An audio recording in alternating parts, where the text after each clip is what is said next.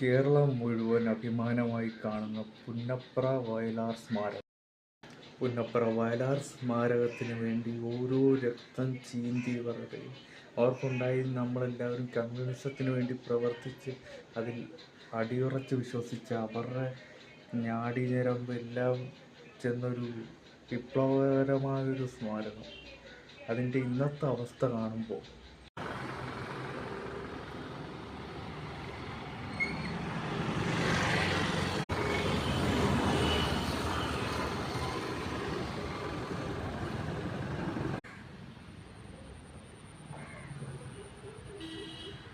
നമുക്ക് ആത്മവിശ്വാസം തരുന്ന എന്തിനോടും, അത് പള്ളിയാണെങ്കിലും അമ്പലമാണെങ്കിലും നമ്മളത് വൃത്തിയായിട്ട് തന്നെ സൂക്ഷിക്കും, അതിൻ്റെ പവിത്രത നിലനിർത്താൻ വേണ്ടിയിട്ട്.